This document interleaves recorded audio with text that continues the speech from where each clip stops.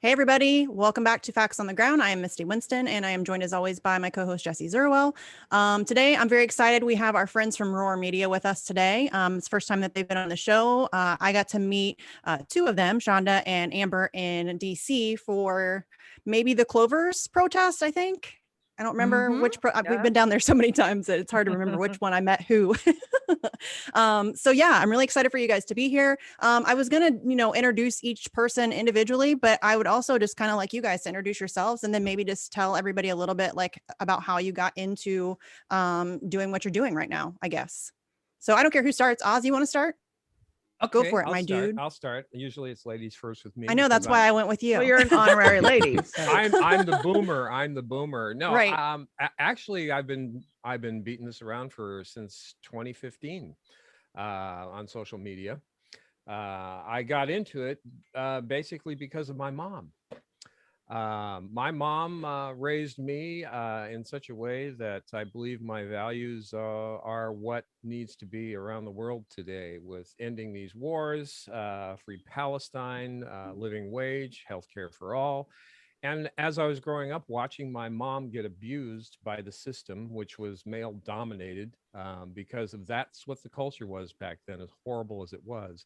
She inspired me through her grief and misery to do this and support women. And that's why ROARMedia has evolved, because it's women driven, people of identity and color.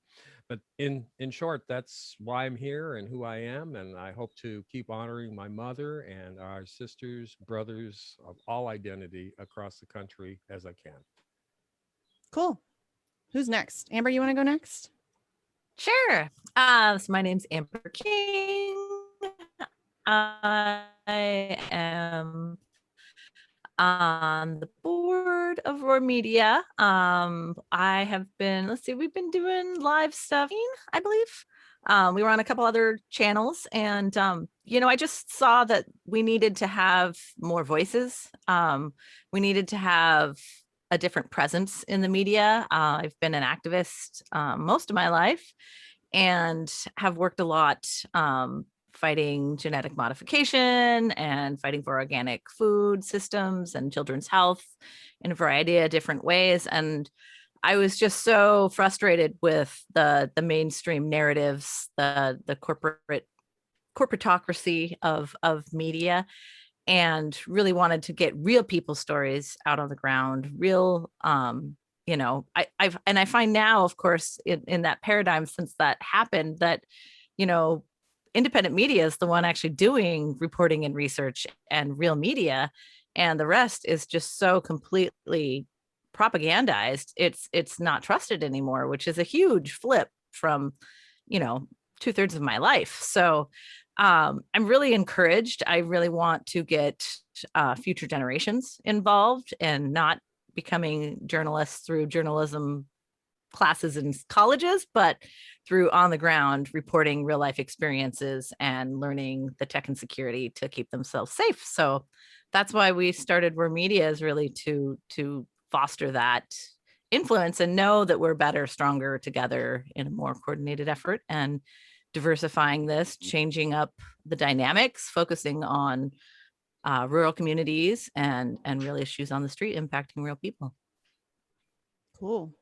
And the beauty from Beauty and the Boomer. So I am Shanda Masta, and yeah, I'm on Beauty and the Boomer with the Boomer Oz. And I got involved. I was a dumbass Democrat saying stupid shit like we got two good candidates in 2015.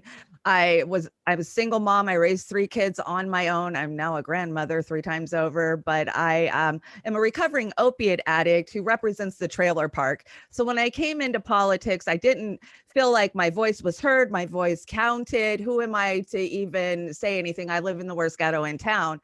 But then as I saw 2015 and 2016, roll out before my eyes, and the Democrats who were supposed to represent us were rigging it, were crushing our voices. And, I was a Bernie delegate in 2016. I went to Philadelphia. I led the Journey for Bernie across the country, which was a caravan where we picked up people all the way across the country. It really was eye-opening to see how the media was suppressing us, to see how the systems were designed to pick their candidate. They didn't care what the people had to say or what the people wanted. So trying to convince people that 2016 was rigged, oh, come on, that was just crazy, you know, but Hillary, she got ripped off, and then the Russian narrative came out. So I stood toe to toe with Shaman Sawant in 2016 at the DNC convention. And I said, I'm going into the Democratic Party. I'm going to do what Bernie asked us to do, and that is go inside and fight. And I did. I was an elected PCO for 4 years inside the Democratic Party. I fought them for 4 years, and I saw every dirty trick and everything that they can do. I mean, we led a committee into the Democratic Party and we just annihilated them. We won 12 out of 16 spots. You know what they did? They came in, they locked the doors, and they changed the codes. Sorry, you didn't win shit. You're just going to go away. And who do you go cry to? Who do you complain to? There is nobody. There is no hierarchy that's going to hold the DNC accountable. So then I had no choice but to leave the Democratic Party. Of course, I still supported Bernie Sanders in this last run in 2020, but I was realistic. I knew that they would take it from him. I knew they would cheat, you know, and so right now, I fight for all the things that we've always fought for, you know, universal health care and living wage, and of course, a free Palestine. But right now, I think election integrity and getting people to understand that it doesn't matter what you do or how much you fight in this system. When we have no election integrity, we're not going to accomplish anything at the ballot box. So that's why I'm in this. I love Roar Media is diverse. We support women in media. You know, I've been on the ground with independent media for 6 years now, and it was really male dominated. And I really wanted to see more voices. Misty, I love what you do. You are just out there laying it out in people's faces. Every day I love to read your Twitter just to see you telling truth. And really, that's all I'm here to do is promote truth and tell the truth. I really lack a filter. It's a problem sometimes. I love it. I love it. You know, I don't have a lot of patience, you know, anymore. I'm out of patience. You know, I've been dealing with a lot of, you know, it's really frustrating when you can see what's happening and other people are standing in the way of doing what's necessary, and people are suffering in the meantime. I just don't have a lot of patience anymore. I ran out of it. And, you know, Amber, you said something about how I think everybody did actually, that we need more voices. And I've been saying that for a long time. I talked to this with Sabrina from Savvy Sabs. She had me on to talk about women in independent media because we need more of them. So no offense, Oz, but no, none taken. Yeah, I mean, I love that Roar Media is very kind of female driven and really focuses on the female perspective. So yeah, I definitely think we need more voices. That's the only, I mean, obviously I'm a free speech and free press activist. And so I think that, you know, narrative control and the fight over narrative management is really the front lines of everything else. Even with election integrity, we're not going to get election integrity unless we have the ability to put out legitimate information and have those conversations. So we definitely need other voices out there, because that's the only way we can fight back against the propaganda is by countering it as loudly and as often as we can. And the only way to do that is with more voices. So yeah, I'm super excited to have you guys here for sure. I mean, I guess we could jump in by saying, have you guys, just talking about independent media, and have you guys experienced a lot of censorship on your channel? Or okay, because I think that's always right. That's always a good place to start, I think, when we're talking to independent content creators, because I think it's hit all of us in different ways at different times. So what are some of the things you guys have experienced as far as censorship goes? Oh man, you name it. We're suppressed in the algorithm, you know, trying to build new channels because we left another, you know, entity that we were part of to build our own, which was Roar. And so we automatically, right out of the gate, we're coming out suppressed. We're not ending up in YouTube algorithms, you know, our shows are demonetized. If we do monetize, then they come and they smack us down for something, because we run a lot of clips, you know, really a lot of the shows that we work on, Oz and I, we're bringing clips of other independent media. You know, I really like to feature what everybody else is doing just to get them out there so people know who they are, because they're not in the algorithms. But yeah, I mean, we can't monetize it all. I mean, making money in this is a joke. This is a labor of love. You know, we don't make anything. I keep being told I'm a grifter. Yeah, that can't be true. Right. Right. I'm Mindy Moneybags. I'm rolling in the dough over here. Well, don't you get it? You just have to call somebody a grifter now, and that means they're a grifter. That's it. Right. Well, that's basically how actually have to all be those grifting. insults work right now. I mean, they just say it, and if they say it enough, it makes it true. So yeah, that's kind of the extent of what that is. Yeah, Jesse and I made the conscious decision very early on to not even attempt to get Yeah. monetized or any of that stuff. We would like to fly under the radar as much as humanly possible. Because once they notice you, it's over. You know? Yeah, we're kind of under the radar right now, and we love it. We want to kind of keep it that way. Yes. Yeah, 100%. For sure. So Oh, go ahead, Jesse. the three of you just previously described some older discontents that led you to what you're doing now. Although, Shonda, you talked about more recent election integrity or lack thereof. But I'm wondering if there are any other current happenings that are stoking your discontent that you've been covering on the show. I can Go talk ahead, about Oz. that. Yeah. Watch out. That's a Here whole comes- can of worms. Here we go. Oh yeah.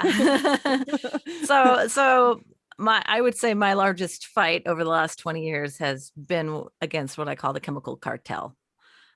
These are the oligarch perfect profit circle, pharmaceutical, chemical, oil and gas, mixed in with healthcare, the CDC, and DARPA and government funding. And so the kind of corruption that we are seeing, the Great Reset, now they've brought in the financial magnets to like, okay, now it's time to do this. That has been a huge focus of my work. I just had a great show on Friday night with the political director for the Organic Consumers Association, which has focused largely, and Regeneration International, if you're not familiar, fantastic organization. Because there's a lot of drama happening this week, not only in the Middle East, but there's a lot of drama locally, and there's a lot of people questioning things, which brings nothing but joy to my heart, because we all need to be questioning everything right now, especially narrative or CDC guidance or, trust the science. All of these things have been harming us for decades.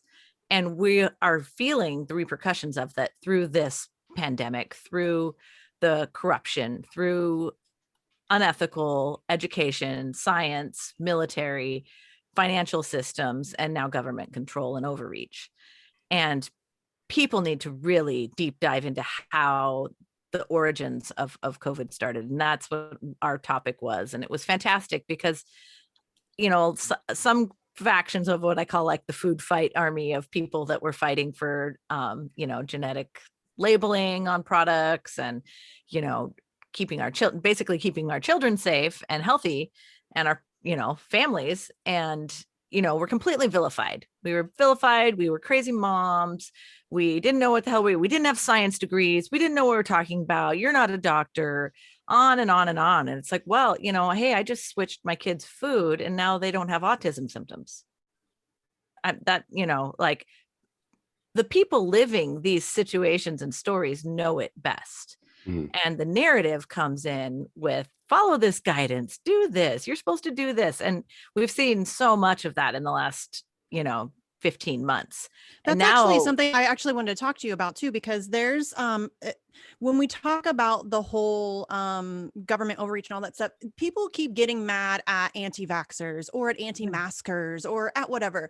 And I don't really care. If you want to get a vaccine, get a vaccine. If you don't leave everybody alone, let them make their own decisions. It's fine.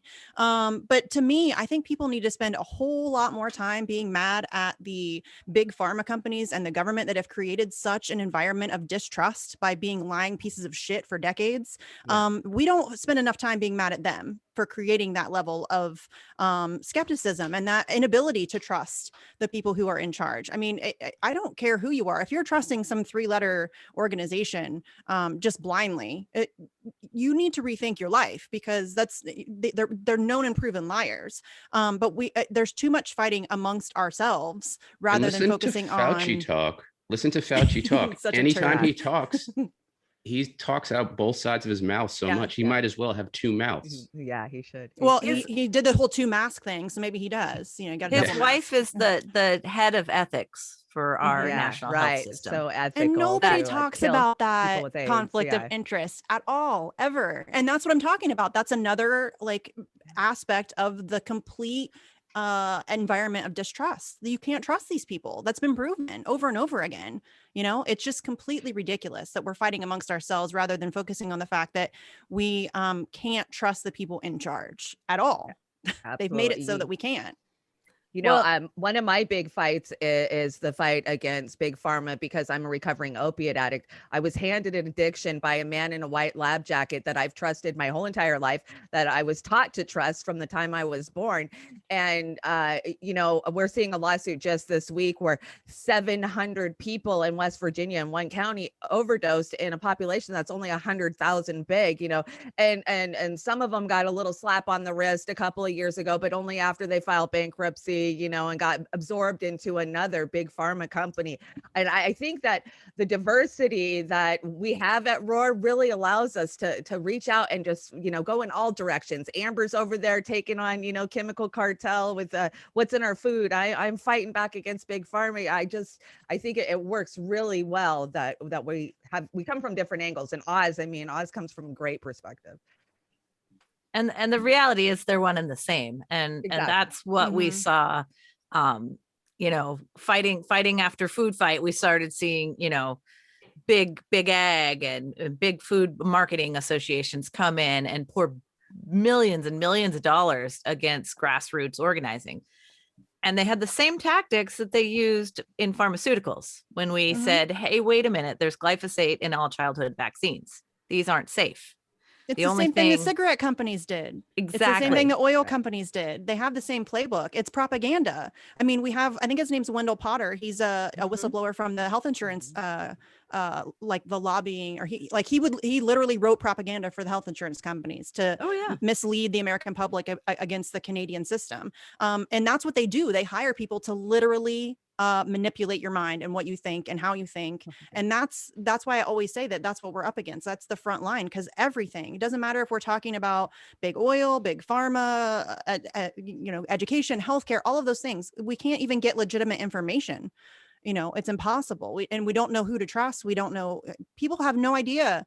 And most people in this country are far too busy to really dig in, you know, and it's hard. You can't find, I mean, you have to research. If you just like go to Google or whatever, the first 10 pages of results are bullshit propaganda. So you really have to do your homework. And that's when you have to work 2 or 3 jobs and you have kids and soccer practice and, you know, your kid's got a drama class and you have to mow your grass and go grocery shopping. People don't have that kind of time. And that's why I think that independent media is so important, especially right now, more than ever, because we're the only ones who are digging through the bullshit to find the truth, or at least attempt to, and let people know what's going on. And the capitalist system we live under is designed to keep us separated. It's Mhm. designed to keep us distracted. It's designed to wear us to the bone so we don't have the energy to do the research Misty just mentioned, to give ourselves training in intellectual self-defense, as Chomsky has put it. The capitalist system is designed to do that. And as we've seen so many times, countless times, it works almost perfectly. But I Yes. think that what we're trying to do respectively is not just expose that, but break that in our own little ways. Well, and Yeah, I we're like a really little piece love of a puzzle. I love seeing people starting to question, you know, with them, the CDC ending the mask mandates this week, and everybody on the left just losing their shit, going, wait, you know, the nurses are pissed off, the schools are pissed off, you know, the grocery stores don't know what to do.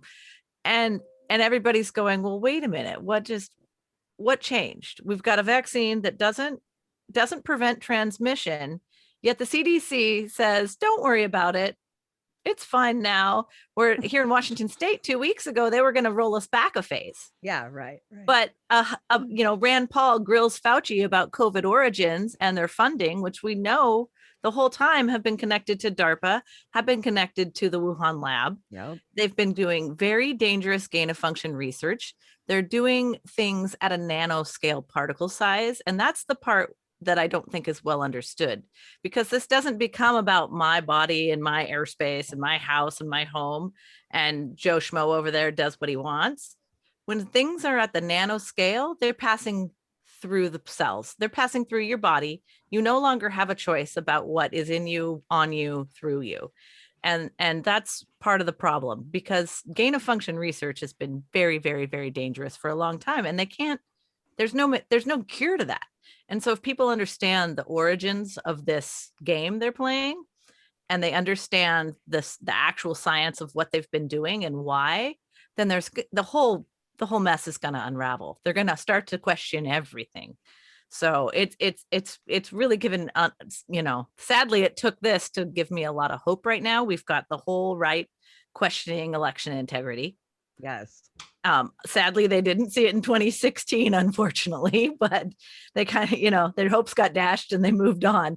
But, if we can coalesce as people and understand that all of our rights, all of our sovereignty is being put to a huge test, that is the only hope we have, because Americans have been very complacent for a very long time. Well, and Americans are very propagandized. Steve Poikonen says it all the time. The United States is by far the most propagandized country on earth. After seeing what's been going on in Israel the last week or so, I might be wrong though. It could be Israel. Although I don't consider them. I don't consider them a country. I don't consider Israel a country though. So I'm going to go ahead and stick with the United States. That they pretty much are Americans at this point. What's the difference anymore, right? Right. There is no difference essentially. So Amber, I just wanted to ask you about, I forget the number, but it was called event and then some number. 201. Can you speak to that a little bit? Because not many people have had the courage, I would say, to speak about it for fear of being called conspiracy theorists. Absolutely. That's a label I take proudly. but I think it points to the CIA is are masters of manipulation. And I remember for the first time seeing that in the video that for some reason the CIA produced about what supposedly actually happened to TWA Flight 800 in 1996, excuse me. And it seems that they're following, or Bill Gates and the WHO, probably with some involvement of the CIA, although I can't prove that, are following the same playbook again, and for whatever reasons this time. And it would be probably the biggest coincidence I've ever experienced in my life if one didn't have anything to do with the other. So I'm wondering if you can speak to that. Go, Amber. Yeah. So anytime, and there's been quite a few large airliners that have mysteriously gone down. And of course I'm in, Boeing City here, or formerly I would say shell of Boeing, because most of it has moved to North Carolina and Illinois, for tax purposes, of course. But, if you look at the flight manifests and the people on those flights of any disappeared flight, any flight that has gone down over the last 20 years, you'll start questioning things. And Event 201 had a lot to do with trying to figure out how we could, control populations. It came out as, we're going to have a vaccine passport system. I mean, every single thing was designed at the international WHO level of bringing in the military, bringing in the health experts, bringing in the scientists, bringing in the data folks, bringing in, all the metrics to say, how are we going to control and contain this? And the media. And the media right at the table. Control the media, right? Yeah. The media literally is pharmaceuticals. Right. It's pharmaceuticals, and it's just it's corporations. Period. Yeah, it's all of them. mean, but the amount of pharmaceutical ads alone is paled at nothing in any other realm. I mean, you don't see a Celexa, or whatever ad every 30 seconds on every single major channel. That is, and the chemical cartel outspends oil and gas. I miss those ads. Everybody on looks Capitol so Hill, happy. 5 to 1. 5-1. Yeah. 5-1 outspending in lobbyists. So they've put all their eggs in that basket. And this just happened to be, the magical scenario. I actually I knew shit was going to hit the fan in 2019. Yep. Because I've been following gain of function research since 2017, if not earlier. And I knew bad shit was going to happen. My laundry may sit for an extra day, and I've taught my kids how to make dinner, because sometimes I'm out reading DARPA contracts and reading scientific research papers about whatever they're promoting as their latest and breakthrough new excitement. I'm deep diving that. Who's funding it? Who's working for them? DARPA has these little science fairs that they go around the country and, have these little competitions and nice little prizes. And then they offer you a contract and on and on. These people don't even know what they're working on half the time. They fly them around the country. They don't, you may spend 12 hours on a plane, you show up, you work at a hangar, you do your thing, and then you fly back home and you have no idea where you just were. Right. And that's the same way the atom bomb was built. It was this division of labor spread across the country where somebody working in Tennessee had no idea what somebody at Los Alamos, for example, was working on. And it's the same thing here. It's the elision of information and the omission of information. And going back to the capitalist theme, it's the division of labor. Division of labor is the perfect tool to keep people in the dark. Undertake something like this. Keep them in the dark. H.H. Holmes, who was potentially maybe the United States' first serial killer, that's how he how he built his hotel, was division of labor. He would hire, some guys to come in and build a little bit, and then he would fire them and hire some other guys to come in, because he didn't want everybody to know that it was like a torture hotel. You know what I'm saying? That's how you hide shit. Yeah, 100% and how you a hide lot shit. of the luxury sky rises that have been built in Abu Dhabi, for example, have been built with slave labor. But these laborers, who often aren't even from Abu Dhabi, they are, by law, I believe, forced out of sight into these horrible refugee camps, essentially, where they have to bathe in what were cement buckets, empty cement buckets, the little plastic ones that are about yay big. That's what they have to bathe in dirty water. And again, it's about pushing things out of sight so people don't know, so they don't have the information. And everybody thinks, oh, Abu Dhabi, this rising industrial mecca in the Middle East. Right. Right. But my sister's been there a few times, and she said the streets are virtually empty all the time because nobody walks anywhere. They drive everywhere. That's how lazy these sheiks are, and their attendant minions. They will literally drive across the street to another establishment instead of walk. That's how okay. I lazy have a confession to make, though. In the wintertime, I have been known to drive to the end of my driveway to get my mail. That's different, though. It's fucking cold. Yeah, you have like 20 That's below way and different. 40 mile an hour winds. That's totally if there's some crazy, like if it's not too bad, I'll walk my happy ass out there and get my mail. But if it's freezing freaking cold, and it's only been a couple times, but that's my confession. That's my comrade confession for the day. It's a laziness on their part of imperiousness and privilege. They're not doing it out of practicality or because it's too hot to walk across the street. It's because they can. It's part of their royalty or their assumed royalty. Well, surely they can't be expected to walk. That's just ridiculous. well, Part when of their their big wave disconnection. hits. When the big wave hits, all those little islands are going to be gone. So. Yeah, that's true. You're in a bad spot, homies. Get out now while you can. You better learn to swim. But Oz, I have a question for you, actually, because you mentioned that you got into this because your mom kind of inspired you, and like being in a patriarchal society and watching her get shit upon. Aren't you happy that we have a female vice president, Oz? Doesn't that make you feel better about life? Yeah, I'm just thrilled to death. I think that gender doesn't declare anyone's ethics or morals or anything else, because I'll start at the beginning of all this.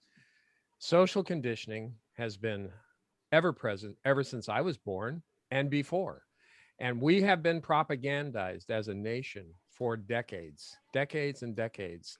We have been propagandized by the mass media corporations, paid for by the oligarchs, the robber barons, if you may. And we just look at this as a way of life these days. We're so accepting, which makes me ill considering what's going on this week with the Israeli genocide of Palestinian people. It's heartbreaking. Is it so much escapism that we've lost touch with our own realities through Hollywood and all this Rambo crap and everything else? That breaks my heart, because it seems like we've lost the ability to collate what's going on around us using what critical thinking skills that haven't been propagandized out of us forever. It's this whole thing, and Amber and Shanda will tell you that I am big on these things, are these imperialist wars, is no health care for people, is housing for the homeless and care, and a way to combat this climate crisis that's going to destroy ourselves.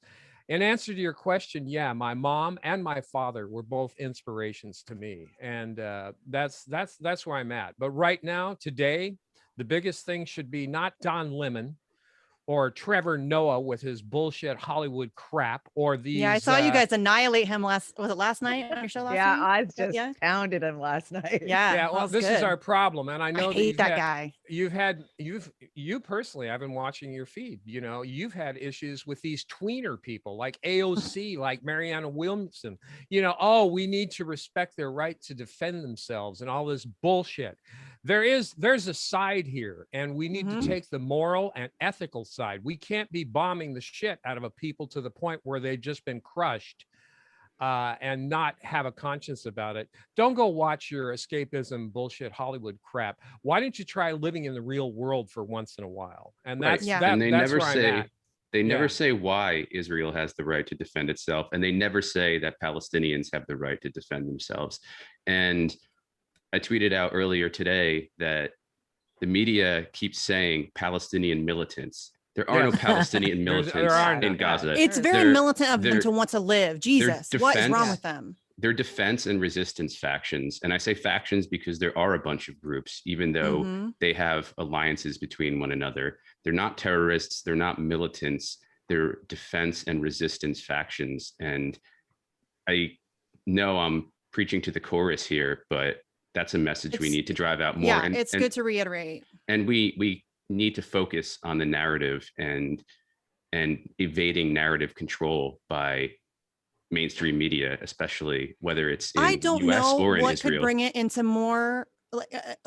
How could it be more apparent than what we're seeing right now about Israel and Palestine? We're seeing clashes.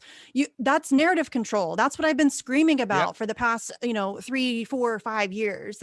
This is what I'm talking about. This is why Julian Assange is important. Look at the things that WikiLeaks, contested this is what cities. WikiLeaks has revealed. I mean, they showed us that Israel actually created Hamas, and actually because they wanted to kind of counterbalance the PFL. This is exactly why we need WikiLeaks. And we don't just need WikiLeaks, we need 1,000 WikiLeaks across the globe. I mean, I keep saying that people in power should be terrified to step out of line. They should be completely terrified to do anything outside of what, is considered decent and good. We have it flipped. I've been preaching this for a while now, but we have it flipped. Right now, we have zero privacy. The people in this country have zero privacy. The NSA documents every phone call, text, email, Twitter post, your Twitter DMs. We had a Twitter DM the other day, one of our group chats censored in a Twitter DM group, not even like a public post. It's fucking crazy, and it's just getting worse, but we don't have a clue what they're doing in our name. We have no idea what they're doing.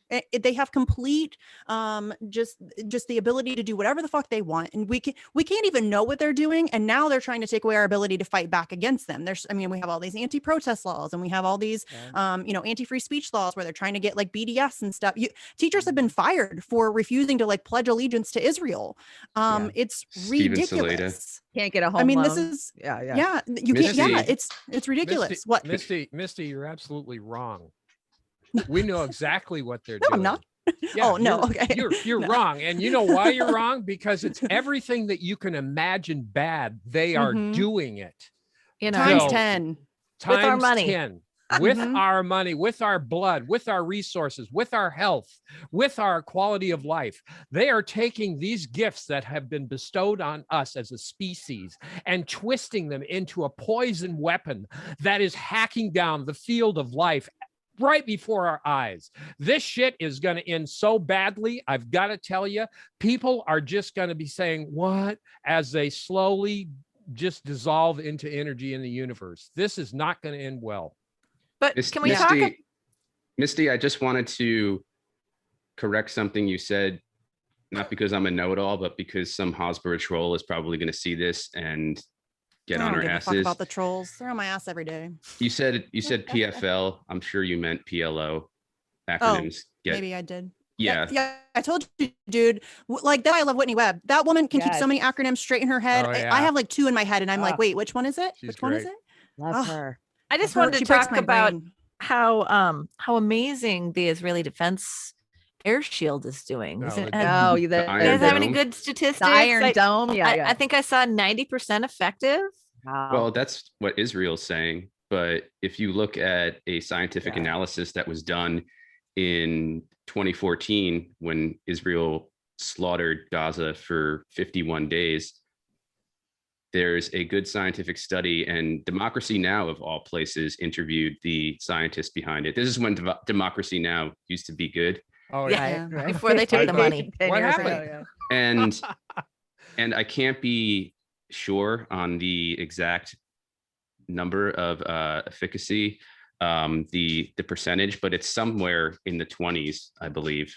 It's actually in the 20 percentile, the Oh. 20th percentile range. So That's interesting. I'm They gonna they look were that up touting later. in the 90s this week, which I found to be so that's a lot of the contracts I like to follow too. I mean, Maybe the and technology's gotten 2014 to better. 21 is they've had a lot of time to. Well, Israel's a bunch of Make it lying liars who lie a lot. So pretty much Lying anything they liars. say is bullshit. Like Well, just complete back bullshit. then they were So- saying that back then in 2014, they were saying the same thing about how yeah. effective it supposedly was, and now supposedly is. But yeah, a lot has changed since then in technology. It's been a while. So maybe the technology's gotten better, but My It keeps- favorite Israeli military program is where they're training young autistic men, which will be the norm Yes. in the future, Hmm. to participate in military programs. At like 13. They're recruiting them at 12 and 13. Because That's not surprising at all. in the United States, know 1 about in that. 7 males in 3 years will be autistic. Yeah, they've got a new show over there called The Good Soldier. Wow. God, there's such a just like cancer on process that humanity. for a little bit, and Yeah. this is mostly caused by food, chemicals, and pharmaceuticals. yeah, and speaking Autism is inflammation. 2% is genetic, very small. And speaking of chemicals, these mowing the lawn or mop up operations, as Israel calls them Ugh. in Gaza, and this is done in the West Bank as well. These are carried out in part as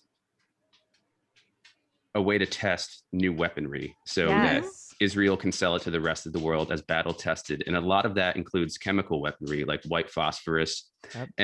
and some which have yet to be identified. During the Great March of Return, there were lots of victims of what seemed like tear gas or white phosphorus, but it was some new iteration that was even more harmful.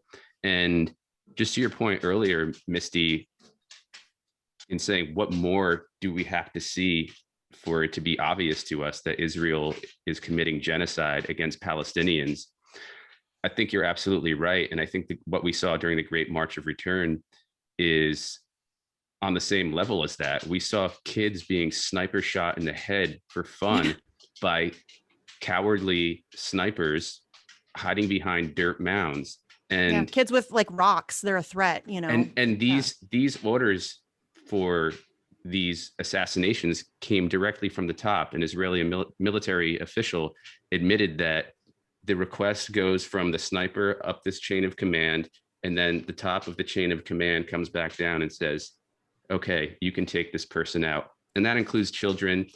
That includes Razan al-Najjar, who was the medic. the young medic who was murdered, and then Israel tried to distort her life into being a human shield for Hamas, which is They just doctored video of disgusting. her to make it look like she was saying, I'm a human shield. I mean, this Of is course. what I'm talking about. Israel is, I mean, listen, I am not a fan of Israel. I don't know if that's obvious or not. But they are No. very good at propaganda. I mean, they Oh, had yeah. that video ready to come out like that. They have to And be, what you're because seeing, what you're otherwise seeing the right world now would is see the it just truth. makes it all the more clear that that's why I fight so hard against propaganda, because I mean, listen, the fact that they're able to just label anybody who criticizes the government of Israel and its crimes against humanity and war crimes as anti-Semitic, that's been extremely effective. That's how they're able to continue doing the things that they're doing, because people are afraid to criticize them. They don't want to be called anti-Semitic.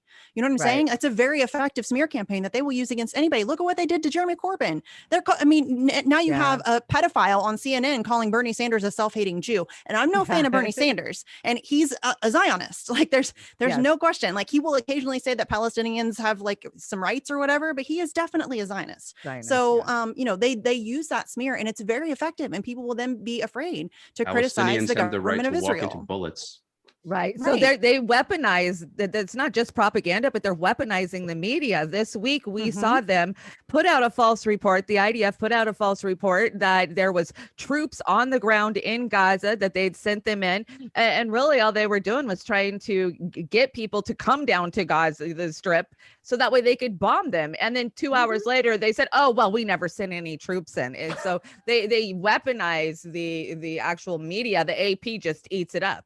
Of course they do. Well, they'll weaponize it, or they'll weaponize it when it benefits them. But then when they want to hide things, they'll bomb the media so that there's no coverage. Yeah, we saw that this it. week too. Yeah. So I mean, I don't know if any of y'all saw it, but in my Twitter news feed, it said Israel continues to fight Palestinians, but story of ground troops entering Gaza has been confirmed as not true, something like that. So I took a screenshot of that and then tweeted it out with the question, well, does this mean then that Palestinian factions are inside Israel, have breached the so-called border and are inside Israel fighting? This doesn't make any sense.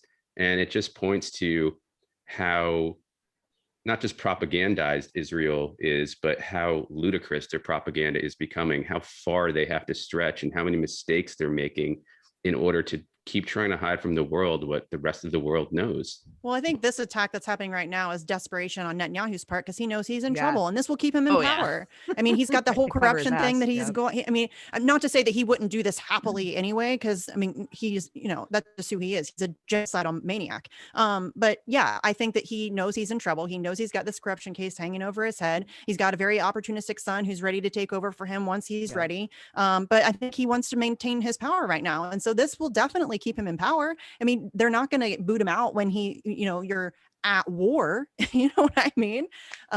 It's so, I mean, I know that's very disheartening, but that's the truth. This dude, I mean, they know what they're doing. These people that's what I keep saying. We keep elevating the worst among us to positions of power. It's like pure psychopaths are in the highest levels of power everywhere, all over the globe. And it's really a problem.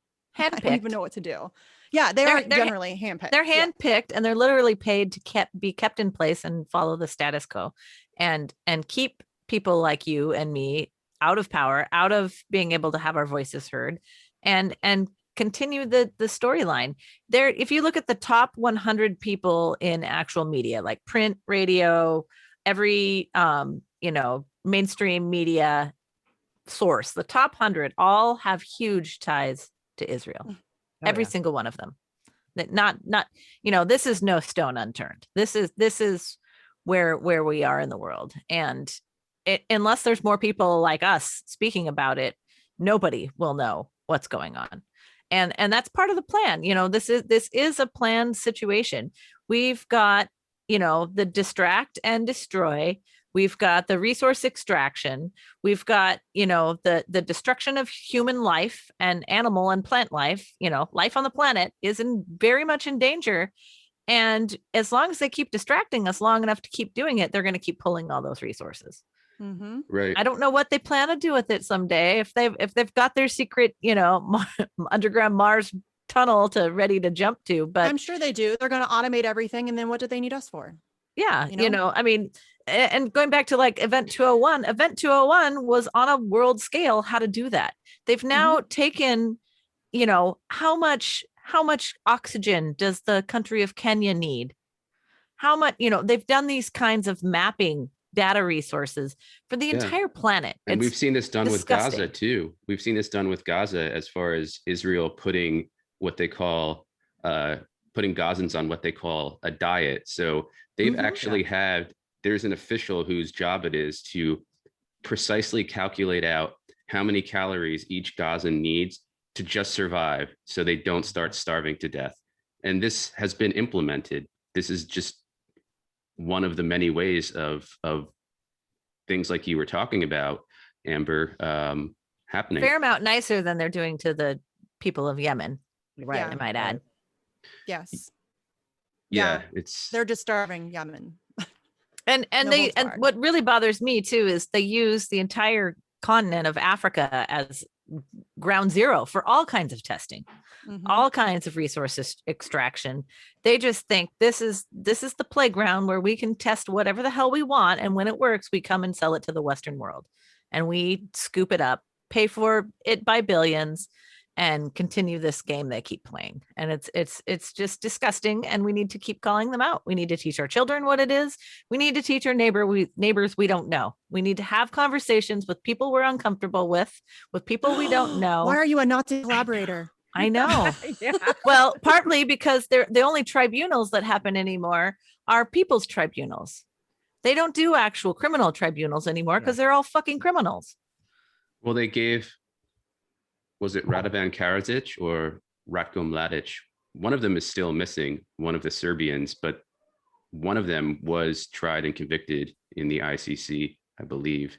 But I haven't heard of anybody else since then. So, Well, they must have gone against the status quo, because that's the only way that you ever Right. get in trouble. Exactly. That's the only way you ever get in trouble. That, like, Benjamin Netanyahu's never going to see the inside of a courtroom for his crimes Exactly. against humanity and his war Oh. crimes. And it's not like, this isn't Rumsfeld, hyperbolic. never. Yeah. Dick Clinton, Cheney. No, yeah, no, Cheney, that's yeah, come on. never going to happen. I mean, look, Barack Obama, we tortured some folks. Yeah. It's fine. We No big politically deal. calculated that. It was the Yeah. right thing to do. Right. I mean, if we do it, then it's good and happy and fine, and we're the good guys, and that's just the way that it is. And I don't know how we, because those people, it's just a drone strike.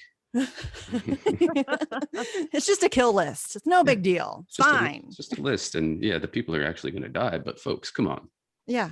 But You- if you say you it in don't this even know really these nice, charismatic way, and you got an easy smile for the people, And keep your chin up like They don't this care. every Yeah. time you talk.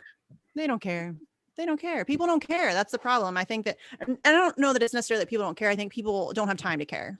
I mean, we already kind of talked about that, but a lot of people have no idea what's actually going on. They think if they get home from their second job and they watch 30 minutes of MSNBC, that they're educated on the world. They know what's happening. Rachel Maddow wouldn't lie to them. Yeah. Ridiculous. It's ridiculous. Oh, I know what else I wanted to ask you guys about. I saw it on your show last night. Chuck Schumer talking about Chucky and Liz Cheney and about Chuck how Schumer? she was just telling the truth, speaking truth to power, and we care about the truth. The truth matters. And I'm like, really? Because Julian Assange is sitting in Belmarsh prison right fucking now, dude. Yeah, He's, for you know, telling truth. Yeah, for telling you the truth, about and you not just guys. telling the truth, but bringing source documentation, Yeah. 100% verifiable, authenticated source documentation to back his shit up. And he's still sitting in Belmarsh prison. I don't think I've ever heard Chuck Schumer talk about how Julian Assange is a hero for speaking. Oh, there's just truth too to much power. going on, Misty. Who's going to pay I for don't it have all? time for it. How are you not going to trust this? Guys, We're doing the she's right got her- thing. Right. I Just keep my trust Schumer us. specs in my top drawer just in case. Just trust us. Go shopping, go to the restaurants. Yeah. We'll be Get you a fine. Stay in debt. cappuccino. Take care of Yeah. grandma. Get that Yeah. vaccine.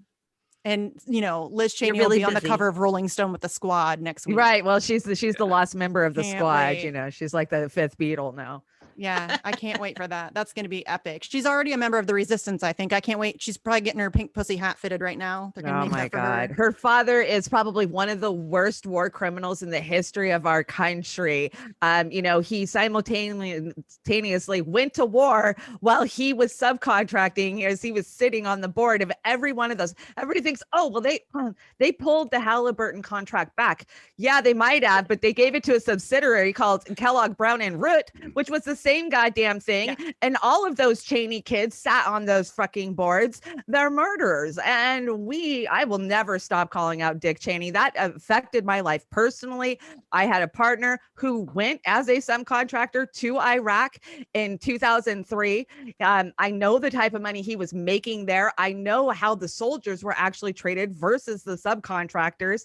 He was there for 3 years. I finally wrote him a Dear John letter that said, I can't be a part of this dirty money, what you're making over there, watching U.S. soldiers starve and die. Because, the subcontractors were getting steak and lobster, and they lived in hooches that had AC. Well, here the U.S. military is out there in this heat. It was just atrocious, the difference between the subcontractors and our active military that was there.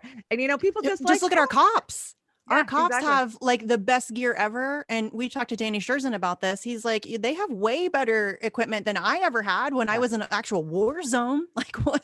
Oh, Like, yeah. we couldn't even get boots that fit most of the time, but they can, Oh, yeah. it's ridiculous. It is Not enough buckshot, in my ridiculous. opinion.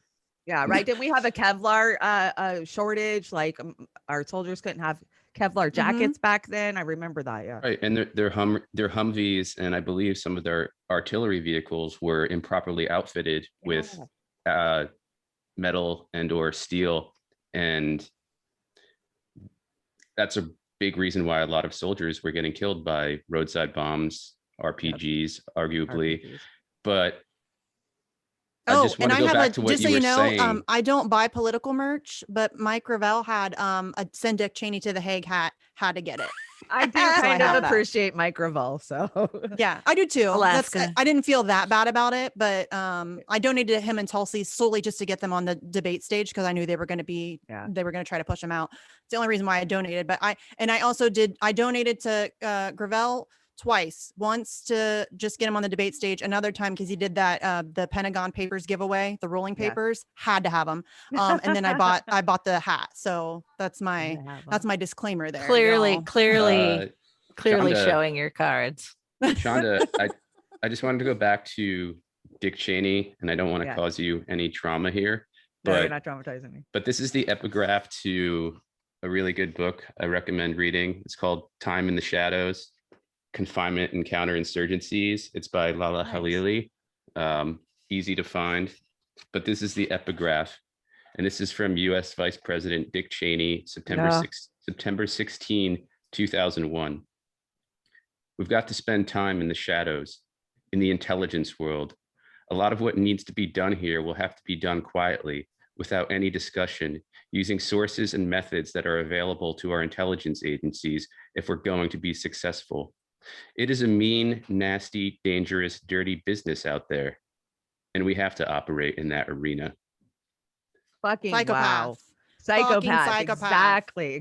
But That is a everything he says psychopath. is true. We know that our deep state, these agencies are the ones that are really in control, pulling the puppet strings of these stupid talking heads that everybody thinks has control. But Bobby Bilderberg. Yeah. And we all know that W was not in control of any of this. He was just working on Cheney's orders, right? Dude couldn't even figure out how to like open a door. I don't think he's. I love doing that much of video. anything. Nuclear or nuclear? Nuclear, yeah. I think one of my favorite clips of Bush Jr. is when he was speaking in Iraq with, I'm forgetting the prime minister's name. I'm sure I'll remember it after Tony the show. Blair? No, the Iraqi prime minister at the time. Oh, And I'll look it up after I make this point, but I know it's it. not even a point. It's just an anecdote, but they were speaking together and an Iraqi stood up and threw a shoe at Bush. Yeah, and Bush I was remember able that. to duck it. He But ducked, that reminds me of Two one shoes. more. That reminds me of one more that's my favorite. So these conferences or whatever they were called, were taking place within the green zone.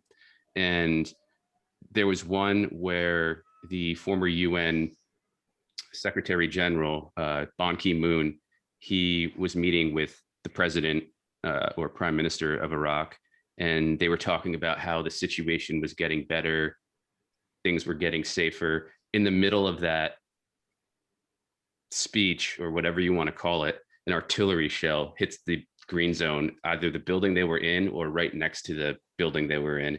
And those are my two favorite clips of Bush Jr.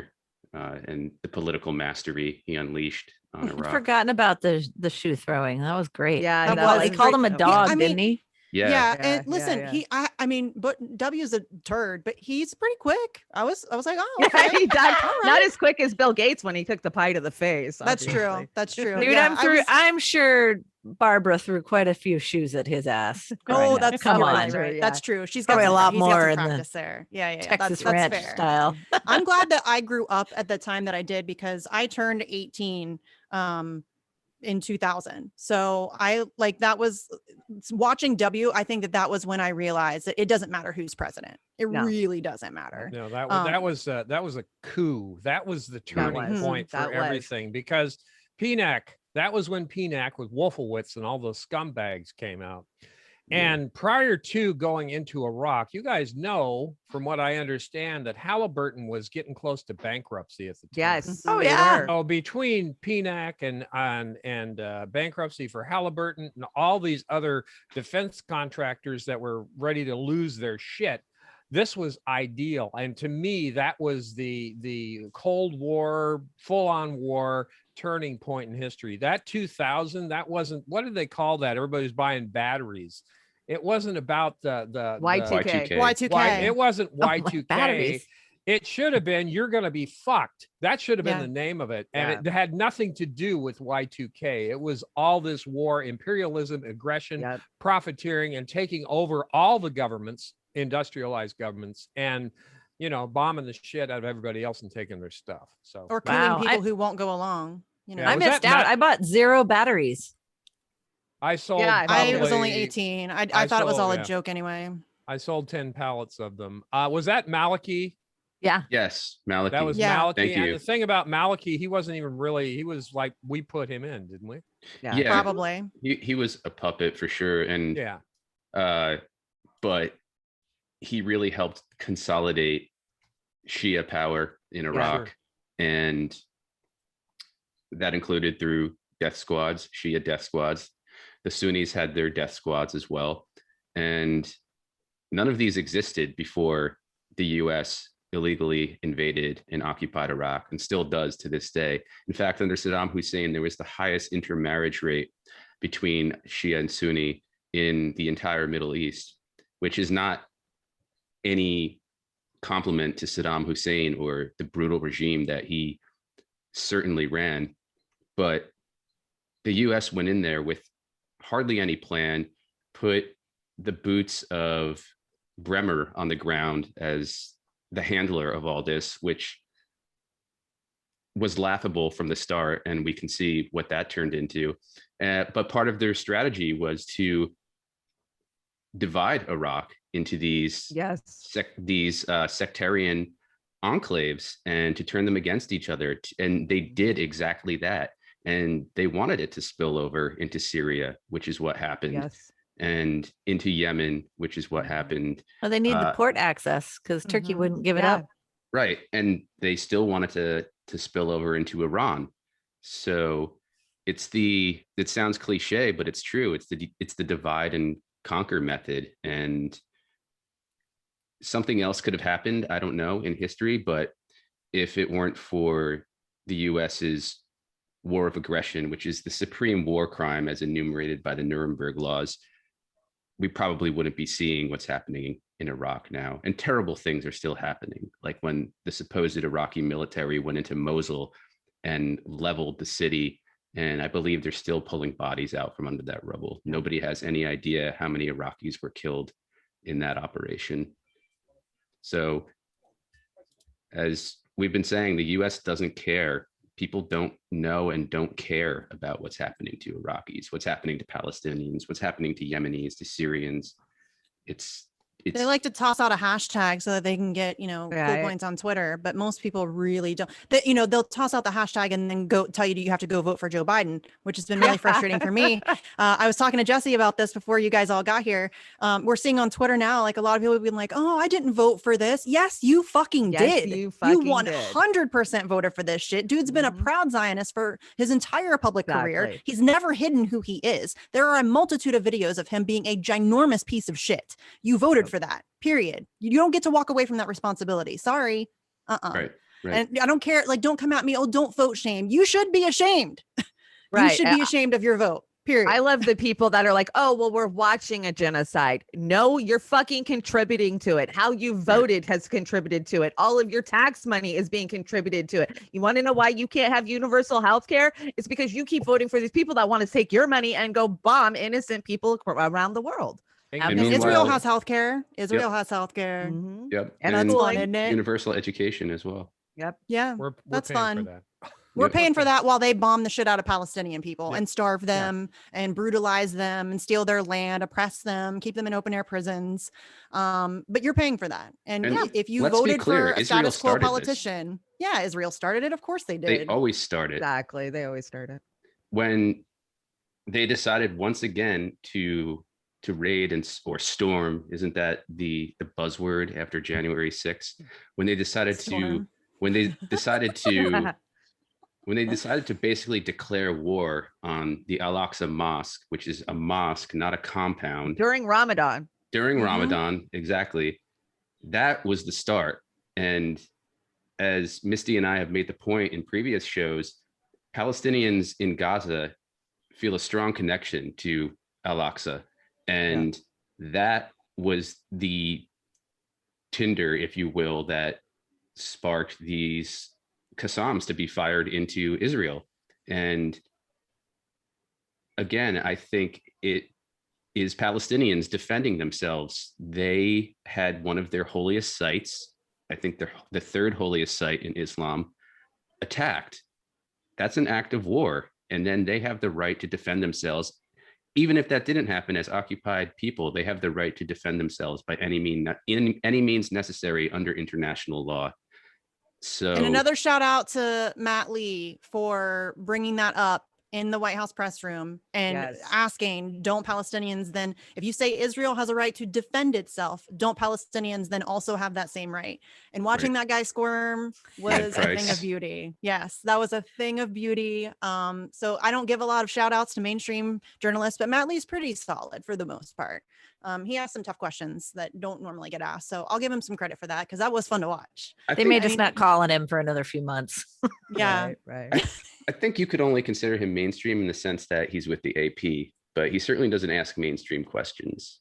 Yeah, he's pretty solid for the most. I don't know how he still has a job, to be honest with you, with AP. I really don't.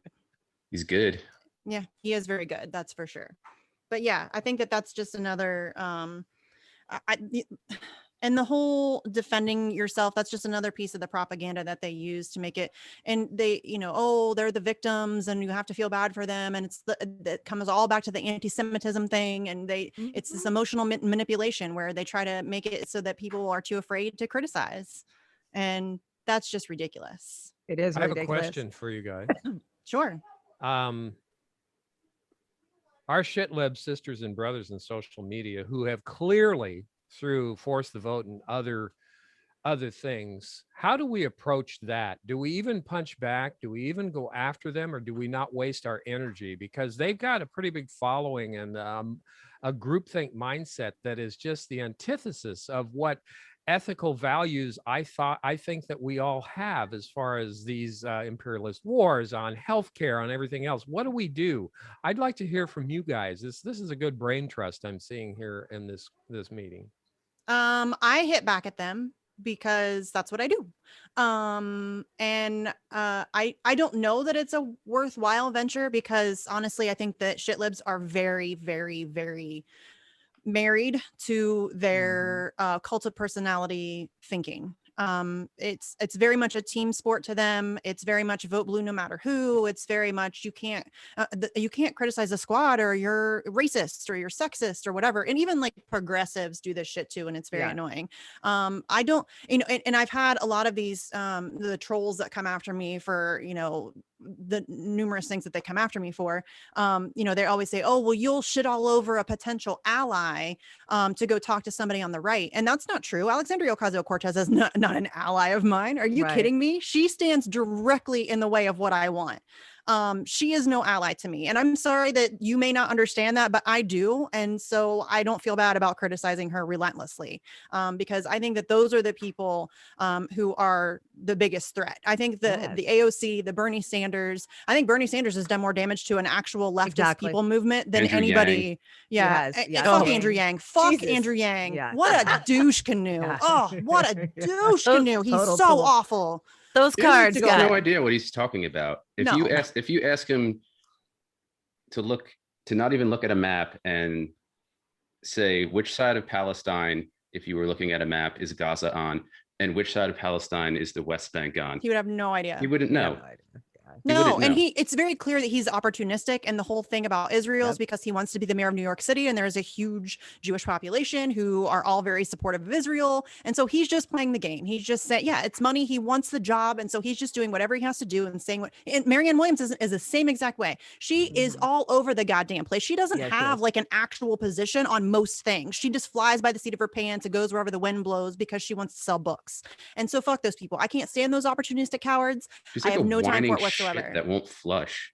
I can't believe she's still kicking around. I can't either, but she's been exposed. She's had a lot of mask off moments over the past couple of years. So I'm hoping that maybe that's starting to die down a little bit. Andrew Yang's really taken a huge hit. I think that he's gonna have a hard time like presenting himself as any kind of a leftist whatsoever ever again.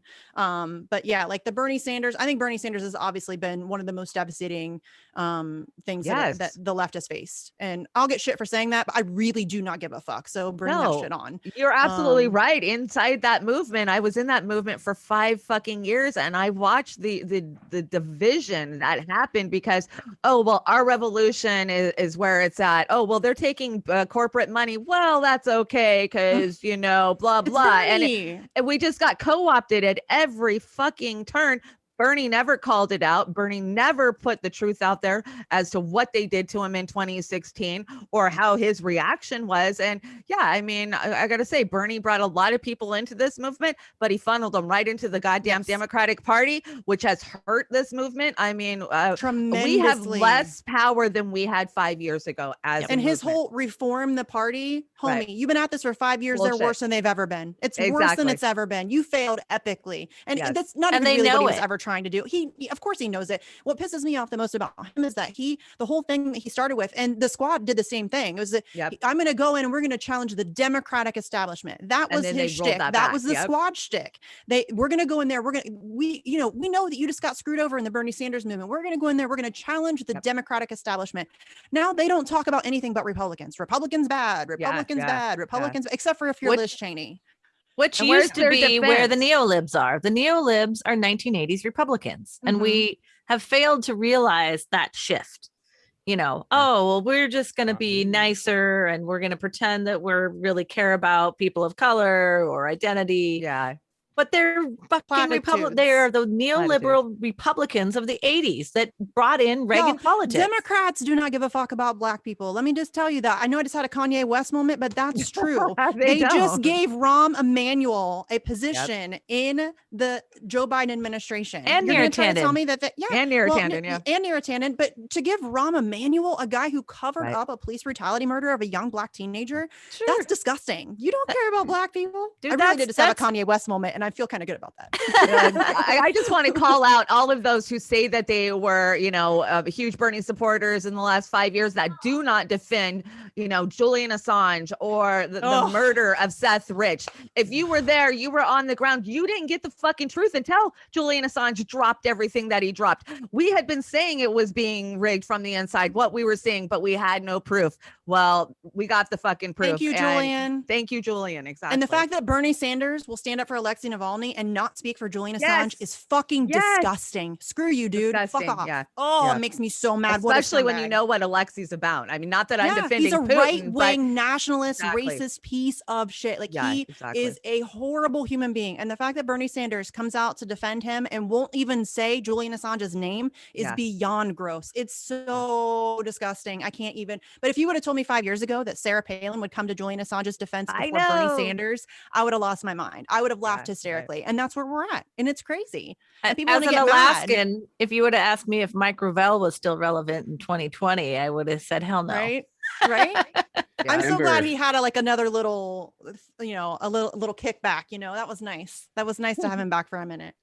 Amber, I think you're exactly right that that shift occurred from 1980s Republicans to the neoliberals we see now.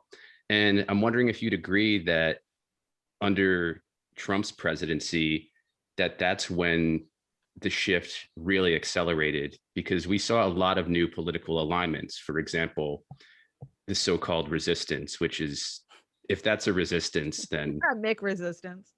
I don't know. What did they resist? Does anybody know? They resisted anybody know? universal health care. They Okay. resisted the truth. Right. Because there were a lot of tweets like, okay, we're gonna there like Cenk Uygur or something, we're gonna go to war, and then there was somebody else who said, we're gonna light this on fire. I'm still waiting. Did I miss it?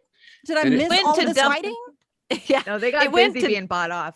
It went to dumpster fire to like tissue box fire. But I Oh, think okay. we saw a lot of these. I think we saw a lot of these realignments where George W. Bush is the new resistance hero. Oh, yeah.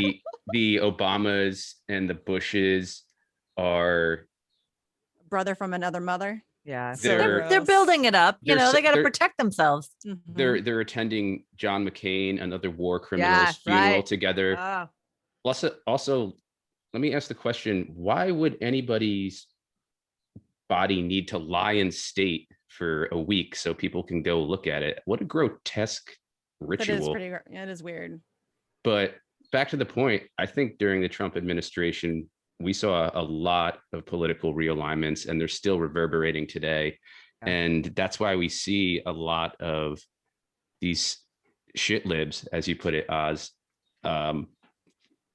They're both uninformed and I think also caught up in what they believe is some sort of new movement, even if it means accepting That's people thanks to like, Bernie Sanders. like Bush Jr. Yeah. or Max Boot. And I'm just wondering if you'd agree with that, if you think under Trump there was an acceleration of that shift that we haven't quite seen before in American politics. Yeah. Actually, I'll ask that to all three of you, if that's okay. Go ahead, Amber. Yeah, I mean, so part of it is the consolidation of data of the entire United States. And so what the DNC has been doing very effectively is consolidating data pipelines from organizations, from cell phone use, from Silicon Valley. So there's not like this, magical middle America of people that aren't being reached. Like that's gone. And we haven't really come to terms with that. Everybody's been put in their little box. Everybody's been monetized, for what they're supposed to be doing. And so there is no like, we're going to go bring this together or we're going to infiltrate that. It can't happen anymore. We're past that stage. They've been focusing very, very heavily on consolidating data streams, sources, and so they're getting the same information. Whether you were part of this organization or that organization, you're all in the same mailing list now. You may still get the propagandized piece, but you're getting 4 of them from different sources. So they don't even realize they've been co-opted. And that's the biggest problem. Again, it's back to the marketing, back to data surveillance, and there's no chance of outside independent organizing. We've seen them squash third party opportunity. That's gone. And so, and without election integrity, I'm just frankly done with electoral Exactly. politics at this point. Yay! Welcome to the dark do not side. give a shit, and I will I will keep being a thorn in people's sides, however, and I will keep, turning the screwdriver as much as I can, but I'm going to use media in different ways. Oz, what's your take on that? Well, I don't know if this is the correct response to what you actually were asking, but I want to say that I think Bernie Sanders has been the crux of the downfall of making any progress against imperialism, against healthcare, actual real healthcare, these wars, the Navalny situation. The CARES Act absolutely was a knife to the gut by Bernie Sanders. And AOC. Yeah, and AOC, absolutely. I just have to say, I challenge anybody who watches this to have this discussion or this debate if they want to have it. But I think the bottom line is Bernie Sanders, glass half full, did us the biggest favor that showed us to never put all of our guns behind somebody of his ilk at this point. And we have friends at ROARMedia who still worship Bernie Sanders. I'm done. I am absolutely done because I think he's done more damage to all of us and policies going forward than one man could have possibly done in 5 years or less. So there you go, guys. You can hate on Oz all day long, but Oz will take you on that all day long as well. Shanda, you got yours on that? Yeah, in 2017, I went to Chicago. I went to the George Soros funded the People's Summit, right? And so the Democratic Party was crushed and defeated because Hillary had lost, and Bernie was rising up, and his people were taking control of the Democratic Party because this was, the middle of 2017. And we went there because Bernie was out doing his book tour. We figured, oh, he's working up to another run. If you follow politics and how it works, we knew Bernie was going to run in 2020. So we go there with the distinct, I was working for Draft Bernie at that time. And yeah, we can talk a lot of shit about Nick Brana. I'm not even going to go there right now, but we went there. Other show. That's a whole other show. Exactly. But we went there with the direct, we want Bernie to hear us, that we will not support him if he goes back into the Democratic Party, because he never called out, the rigging. He never called out the cheating. He's never called out the Dems for what they did. And Bernie heard us. He heard us, but he was very fucking clear of no, we're going to stay with the Democrats. So I'm going to, we're fighting with the Democrats. I've been with these guys. And so I saw this split happening within this huge Bernie movement, because it was a huge movement in 2016 and 2017. You had our revolution. And then, of course, you had all the little shit that was popping up, PIP and Drop Bernie and whatever, all these other groups. They were just cutting us and slicing us and pushing us into, different categories, chopping us down and watering us down. And we were losing power with every new group, right? And now the new groups are infighting, Justice Democrats hate the blah, blah, blahs, and I could see that we were going to get absolutely fucking nowhere with pushing for electoral change within the Democratic Party, or even with the third party. So because of that, my mission became to find what was going to rise up. Where's the energy going to go? Because I've seen the energy out there. I know a huge swath of America is awake and they understand what's going on. They understand they're propagandized. They understand they're being lied to. They understand that there's a duopoly and it's just one party and that is controlled by the corporate interests. So where's that energy going to go? Where's it going to rise up and break so I can be there on the front lines when it does? And since then, we're 5 years later and it's just more watered down and more sliced off and more diluted. But I still think that energy is there, but I think it's going to be something like homelessness or a minimum wage that's actually going to bring people together on the streets, because this is going to happen on the streets. It's not going to happen at the ballot box. I've been telling people this for many years now. It's going to take getting off of your fucking couch, turning off the damn Netflix, and actually getting out in the streets to fight this police state that is enforcing the corporate state's rule over us. And so, I step back from Bernie. I step back from all of these damn groups. I know a lot about these groups because I spent a lot of time in them. but that's not where it's at. It absolutely isn't. I think the only thing that's making a dent in what's happening right now is independent media. It's folks like you, Misty, and Slow News Day and Convo Couch, and people that are actually on the ground getting truth and pushing truth. That's the only thing I can see after all of these years of working within the electoral system. It's independent media is the only thing that's going to change it. Yeah, I think your question's really interesting, but I think they're right. It has I think as much as it has to do with maybe Trump, I think Bernie was the opposite side of that, because they needed a figure like Trump to scare everybody into thinking that Democrats aren't so bad. See, look, Joe Biden's not so bad. He's not Trump. He's not rude. He's not openly racist. Like he is, but he's not as bad. He's not as loud about it. And so they needed that, that wolf, so that you will, Pied and Piper. so. Yeah. And that's exactly what he was. He was the Pied Piper, and he managed to get this normalization of, mainstream Democrats. And when you have somebody like Bernie Sanders, who comes along and, calls people like Joe Biden his good friend and a decent man, and people like John McCain a good guy, and all of this stuff. And it's this very clear shepherding into a corrupt system that's designed to kill us. And I don't know to what level Bernie Sanders was aware of what he was doing. People try to tell me that he's a good guy, and I'm here to tell you Bernie Sanders is not a good person.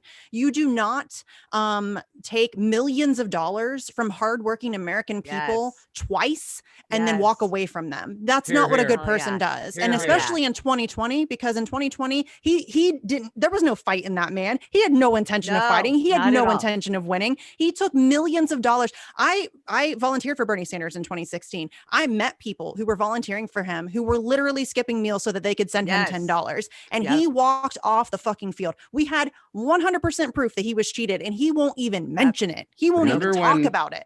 Remember when there was that kerfuffle about the fact that he had made $1 million from a book? Yeah. You write a book. The book he wrote. Such a Hillary Clinton thing to say. That's totally not true anymore. If you took millions of dollars from diehard followers, people who went out in the streets for you and then walked away with their money, you'd be a millionaire too. That should be what he should have said. Yes. And that was such a Hillary, that was her, you run for something then. That was his Hillary Clinton moment, and it was gross. Yeah. And he's not, I'm sorry if you like Bernie Sanders, he's not a good person. Deal with that. He's not your grumpy old grandpa. He's a politician. He's a shrewd politician. He always has been. He's an imperialist. He always has been. He's been a team player for the Democratic Party since the 90s. Chris Hedges has written about this extensively. He made a deal with the party. He became a loyal party soldier. He's not a good person. Stop it. Yeah, but the mittens. The mittens. Not independent anymore. So cute. Yeah, look at that big puffy coat. Exactly. He's never been independent. He's only independent because he made a deal with the Democratic Party so that they wouldn't run somebody against him in Vermont. That's the deal. That he made a deal with the devil, and he's been a loyal party soldier ever since. He is not worthy of your praise. He's not worthy of your support. He's not a good person. And stop putting him on a fucking pedestal, please. Everyone. It's so frustrating to me, because I'm mad for those people. You got screwed. This dude screwed you over twice, and you're still defending him. Come on, man. I don't know what level of, psychological, whatever that is. But I need people to stop that. And now they're doing the same thing with the squad. The squad screws you over constantly, and you're always making excuses for them. Stop it. They're not your friends. Politicians are not your friends. Stop fangirling over them. It's not like Tiger Beat and AOC's on the cover and you're going to put her poster up on your wall. She's a politician. She makes decisions and votes for things every single day that affect your life in drastic ways. And you're making excuses for her when she's screwing you over. Why are you doing that? I don't know anything more self-defeating. Hold her accountable. Marjorie Taylor Stop Greene is so mean to politically her. flagellating yourself. Marjorie Taylor Greene that's a circus sideshow. The Marjorie Taylor Greene AOC thing, it's a circus fucking sideshow. It's a distraction. Stop getting distracted by this dumb stuff. It has no bearing whatsoever on your life. It has no January 6th. None of this stuff. None of this stuff has it. Is that going to get you healthcare? Is that going to get you going to be able to afford college for your kid if AOC and Marjorie Taylor Greene have some debate over healthcare or the Green New Deal or whatever? I don't care. I do not care. I don't care. And you guys are right. Electoral politics calculated ain't it. distraction. This is calculated distraction. That's why I called it a circus sideshow. Yeah, So that's why I called it a circus sideshow. When are we going to learn? We had Bill Clinton. I've learned in 90. Yeah, we had Bill Clinton in 90. Oh God, the second coming of Bill. And then, okay, so he goes through and ruins and sets the stage me for all off this welfare. nightmare, just everything. And then they give us George Bushy. They gave us him. They gave us Yeah, Bush. they gave okay, us so Bush. Yeah. he ramped up forced all him. the wars. He did all that. And then here comes the Black Messiah. Okay. And in 2007, the energy behind Barack Obama was incredible. I worked Hope and my ass off change. for this guy. Okay. So he put several knives in my back. Okay. So we didn't learn from that either. So here Several comes Hellfire fast missiles. forward to 2016 after having the Obama administration break our knees and level us again. Oh, finally, hope, Bernie Sanders, the new God. I mean, so we kill ourselves for that. And here we are today. Did we really learn? Well, a lot of us, can't Some of fool us me did. once. You're not going to fool me again. I'm done. I do not trust a goddamn politician. I don't trust either one of those horrible parties. I don't care what you got next to your name. You better get out there in the streets and stand with our brothers and sisters. Take your goddamn comfortable shoes off and start walking for Julian Assange, for Palestine, Yeah. for healthcare, for getting out of these wars, you piece of shit. Because if you don't step up and put out, you ain't going to get a second of my energy, not one. No. Well, that's what makes me so frustrated is people like AOC and Bernie Sanders have massive platforms. They could put out a single tweet and have an event organized. They could just go take a sign and go stand on a street corner. And within 30 minutes, hundreds of people would be there just from walking by. I mean, like, wait, that's AOC. What is she doing? They would go and they would stand with her. I know that's not what they're paid to do, but that's my point. We need to get people to see that these are not people. They don't work for you. Nope. These are, it's literally club, theater. baby. It's theater. It's a soap opera for psychopaths. That's all this is. Psychopaths. Well, Exactly. and my question, which is what concerns me, is what are we doing differently, regardless of politics, but in our daily lives? Are we still trying to organize things on Facebook? Are we still trying to, start up something new with a Slack channel that thinks it's going to not be corrupted? Right. Are we using our cell phones differently? Have we de-Googled our lives? Have you started to secure your own family in ways of health, wellness? I liked how you put this, Misty. It's an unmasking, and we all need to be unmasking ourselves, our children, our politics, our corporations, our funding mechanisms. All of these things need to take the fucking mask off, because we have lost our humanity. We have lost our humanity, and we have trusted the science to the point where we have destroyed so many people's lives. Trusting the science means understanding that science changes constantly. It's always evolving. There are always new discoveries. And I love it when people say the science is settled. Science is never settled, ever. Well, ever. It depends on who's paying for it. Right. But I mean, because I am a fan of legitimate science, of the scientific process and of trying to learn things and figure things out. And there's so, very little of that settled. anymore, though. And that's what's not well understood, is that our educational institutions have been destroyed. Science is constantly evolving. But it's also been heavily influenced. And that's the part that we don't quite realize. I'm a fan of science. That's why I like to do what I do. But I would never let my child go into a university in a science program. No fucking way. Right. I'm seeing the kind of manipulation happening in elementary school. Yeah. Yep. It's bought and paid for at every level. I feel the same way about journalism school. Exactly. And that's why we want to do, that's why ROARMedia exists. All of them. They've covered all the bases. Higher education, period, is completely co-opted, corporatized and co-opted and controlled. All of it, everything. All of it. And I think the reason, here in Washington State, we have a whole Washington ballot initiative that's dropping on Monday. And it's a big deal, because I think it could be the country's last chance at having a healthcare system.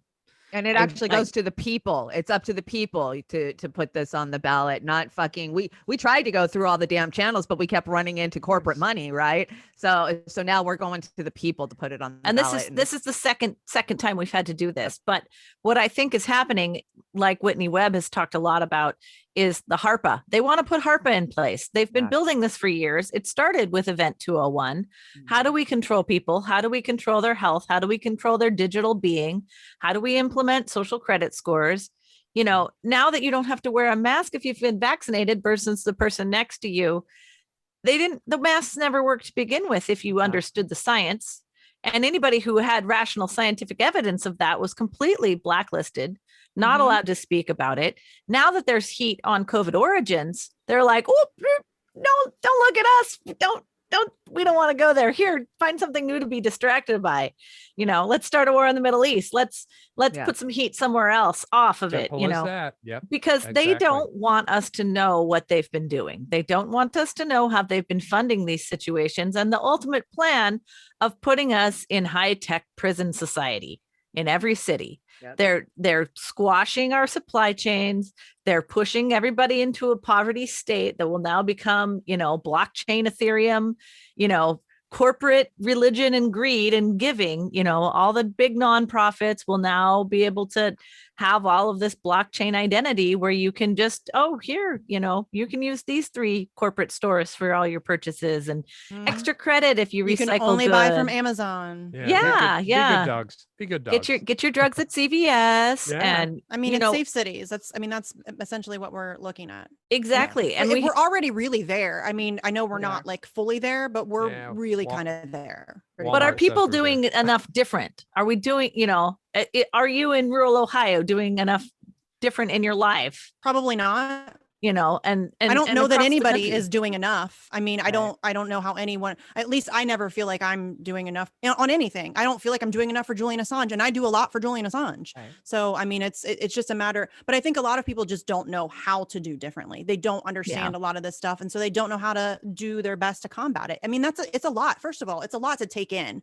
that's what's going on. And I get that. Like, it's a lot I mean, it's kind of like the same thing as when you finally come to the realization that all of the history that you've ever been taught about your country is bullshit. That's a lot. That's a lot to be like, oh shit, my whole life is a lie. Like, whoa, that's heavy. So all this stuff is really heavy. So I try to be patient with people who are coming in good faith and I think are genuinely just trying to figure things out, because I think that that's a lot for any one individual to take on. But then once you do know, then trying to figure out the best ways to go about, you know, getting around it, or, you know, fighting whatever, it's a lot. It's hard because they have so much control over everything. And that's why I think conversations like this are good, because it gets people talking about it, and it gets it, because you're right, they do the whole conspiracy theorist thing. They want to shame people out of talking about it, and they do that with everything. If there's ever something that they tell you shouldn't be talking about, I don't care how crazy it sounds, you should be talking about it. Yeah, don't for sure. You should absolutely, because there's something there, and they may distort it. They did that with Pizzagate. You know, they made it into this cartoonish thing where oh, you're a Pizzagator or whatever, and then Jeffrey Epstein happened, and we're like, oh look, they actually do have an elite pedophile ring. Like, oh, look at that. And so Pizzagate was used to make it so that people were afraid or ashamed to even question it. But I mean, if QAnon, they ever do that, same thing. QAnon's the same. I mean, these are all, it's called a psyop, fam. That's how it works. That's how it works. They want you to it's just basic manipulation. And y'all just go read some Noam Chomsky. He's kind of a douche canoe these days, but I mean, manufacturing consent is like it's like the Bible for this shit. You know what I mean? It really is. He's gone to seed. But he should take his own advice. I wish he would just stop talking. Please, no. Please stop talking. I love, listen, I have a special place in my heart for Noam Chomsky. He was hugely instrumental in my radicalization. There's no question about it. But dude needs to stop talking. Please. I'm begging you. Would like to move him into his poetry years. I think it's time for poetry. Well, I want him to keep talking because it's comedy. But it is comedy, but it's sad. I want Mike McRae to talk as Noam Chomsky. I want Chris Hedges. I want more Chris Hedges. Yeah, Chris Hedges is good. I like Chris Hedges a lot. Glenn Greenwald. Glenn Greenwald gets a lot of shit, but I love Glenn Greenwald. Me too. These are my faves. Yeah. Oz, I realized I didn't answer your earlier question about responding to the shit libs, if you will. Oh, yeah, please do, because we've got the Minority Resort over there and the TYTBS faction, and other shit libs are joining them daily, but not a lot. Kyle Kalinske, David Dole. I know, right? Yeah. David Pachman, Mike Figueredo. Yeah, Jesse, what's up with that? Because I don't want to fight with these people, but they're boosting the enemy. So what's going on? Well, I don't engage with them as much as Misty does. But when I do, it's to try to present facts, or they might come at me first, but I always come back with the facts because you can't dispute the facts. and they never engage with that. It's all ad hominem attacks or denying what you've said, but not providing a counter argument. So for me, it also depends on the platform that somebody has. But even if they don't have a platform and they say something really egregious, and I think I can make an example out of it to whomever might look at my tweets, I will engage with that. And I did that this morning with somebody who responded to one of my tweets about Palestine, saying essentially that war is hell and this is what happens, as if it's a war, as if it's not just Israel slaughtering one of the largest open air prison / ghetto in the world. And I subtweeted that and said, this is what the brain rot of Zionism produces. That's more or less what I said. And this is nobody I follow. They're not followed by anybody I follow. But I thought I could make a point with that tweet because that's still the pervasive, if not mainstream, take on Palestinians and on Israel. And if I can hammer home that point with facts, then I will. So that's basically basically my approach to it. And I try to not let myself get overwhelmed, because you can easily get overwhelmed and try to respond to everybody about 25 different things. And then you realize 10 hours have gone by and you probably changed nobody's mind and you've driven yourself crazy. But I think it really depends on like, okay, so if you're on Twitter, most people aren't coming in good faith. Most people don't give a shit about what you have to say. But if you can use that to, like, for example, I will often go at like a Kyle Kalinske or whatever, because I know that people pay attention to him. And so if the people who are reading his thread can then see what I've said, I'm not, it's like when I go to like politicians and ask them to speak for Julian Assange. I very well know that Bernie Sanders is not ever going to talk about Julian Assange. But I also know that if I tweet about it in his thread, the people that follow him may see it and be like, oh yeah, that's weird. Why is he not talking about Julian Assange? And that's the goal. So I really just think it depends. Like there are a lot of trolls who I deal with personally, and most of the time I use them for entertainment or as like to get some aggression out, to hone my snark a little bit, whatever, because they don't come in good faith. They're just, do nothing trolls. They're do nothing trolls who are either paid or they're just these desperate little, they're not worth my time. They're funny, they're entertaining at times, but they're not worth my time. But there are people who come on Twitter in good faith. And I can tell you personally, I have on many occasions had people DM me or come at me later who like 4 years ago blocked me, and they'd be like, hey, I blocked you 4 years ago because I thought you were riding too hard on Bernie, and now I get it and I'm sorry. And so that happens. I mean, that's why I don't censor. I know that I'm not going to be popular because I'm saying things that people don't want to hear. I don't really care about being popular. It really doesn't bother me whatsoever. You're like the people on Twitter. I mean, other than I have like a group of friends that like I actually do care about. But I don't give a shit what you think about me. I do not care. So I'm just going to speak my truth, the truth, however I see it. And you can like it or not, but that's just the way that it is. And I think some people, I try to remember that people are on their own journey. Like everybody's on their own timeline. Not everybody comes to the realization at the same point. So you just have to, like the way I see it, I'm just going to keep saying the truth. And if you want to follow along with that, that's great. But otherwise, I just don't give a shit about what people think about me. The problem I have is we're not all going to agree on everything. No. But I don't invest too much energy in those groups unless something particular pops up. And they're the 4 ones that I mentioned particularly. But people within our own circle of discourse, they are still allegiant to Bernie Sanders and some of the other folks. That puts a little pressure. So I think that boils down to your cut of cloth of character. Now, are you going to allow your friends to, have this discussion with you, knowing that they can't stand Bernie or somebody else? It makes it uncomfortable. But I think a lot of us have gone beyond that. We're going to accept what they say to a certain point. But at the same time, this element out there, like Kyle and some of the other ones, we can't be hypocrites. I can't be a hypocrite and not be willing to discuss the issues with them. If they block me, then I'm done. I'm blocked by most of the people you mentioned. Yeah, but to me, they have failed the side of the argument that they sometimes make about reaching out and talking to all the people. So they're the Right. hypocrites in the thing. I encourage these people not to be the hypocrites about it, except the fact that, my ideas, my opinions are mine and yours are yours. But we need each other. We really do. In the grand scheme of things, to become strong, we have to talk to everybody. I know Pasta's really huge on this too. We've got to be able to talk to those I that we love don't disagree with. pasta. And we Mm-hmm. have to think about that. And this is why I wanted your input on that, because I'm ever evolving on how I approach not only our close friends, sisters and brothers, but ones that we're not so close with. So that's why I brought that up. And I really thank both of you, all of you, for your input on that. Yeah, my big thing is, if you're coming at me in good faith, I can talk to just about anybody. I mean, I really can if you're coming at me in good faith. But the people who are bad faith actors, I don't have time or patience for that. I really do not. It's just a way. It's not very productive at all. And I love, like, that's my favorite thing about Pasta is we're going to have to talk to people we don't like, that we don't agree with.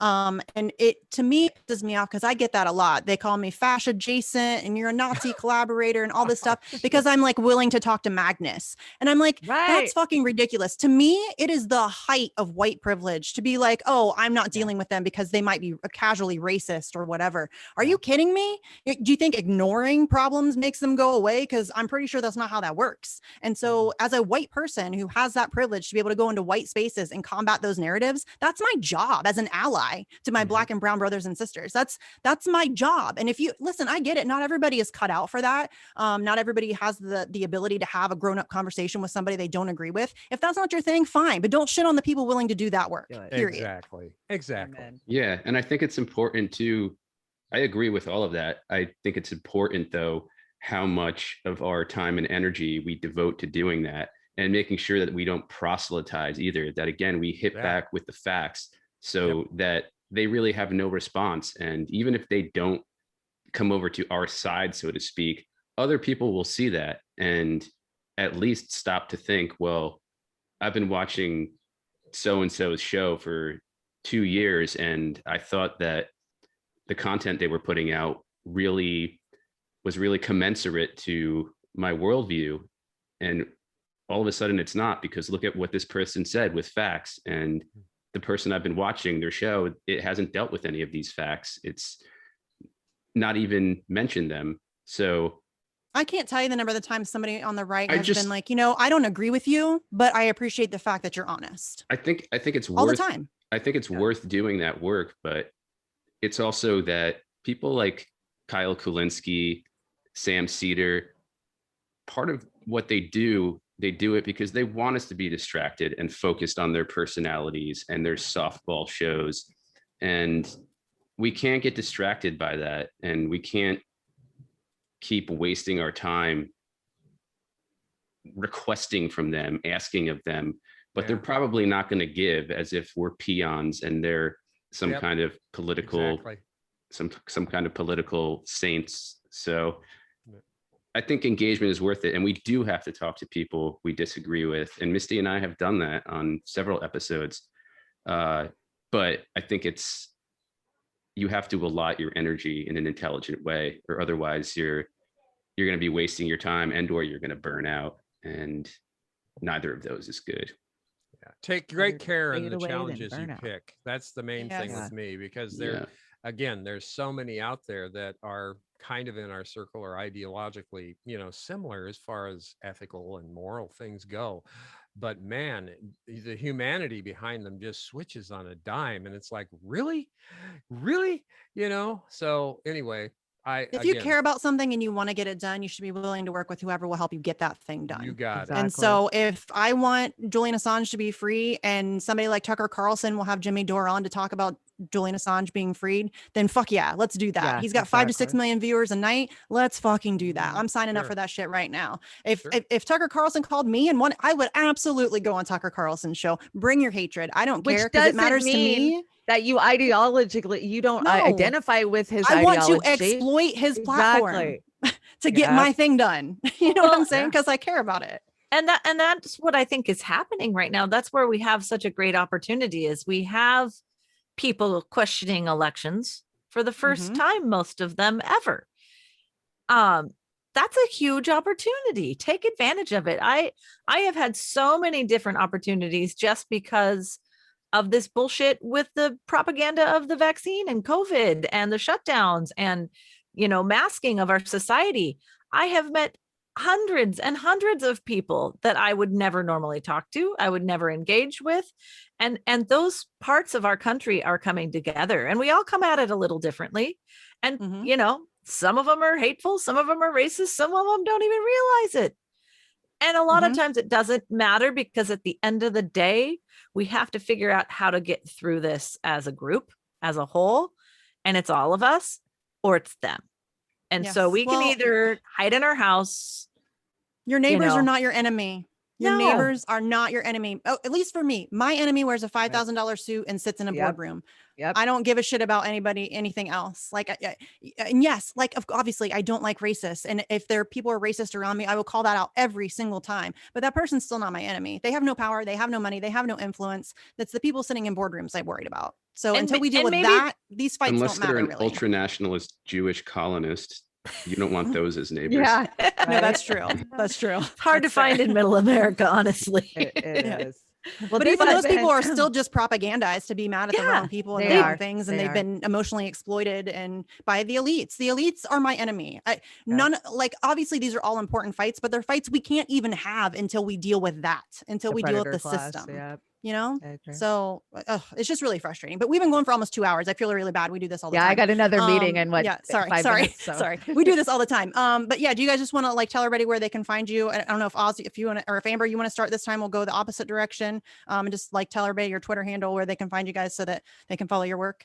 Yeah, for sure. Obviously you can find us at ROARMedia, primarily on Rockfin, but we also have a couple YouTube channels that we sometimes show a little bit on when they let us.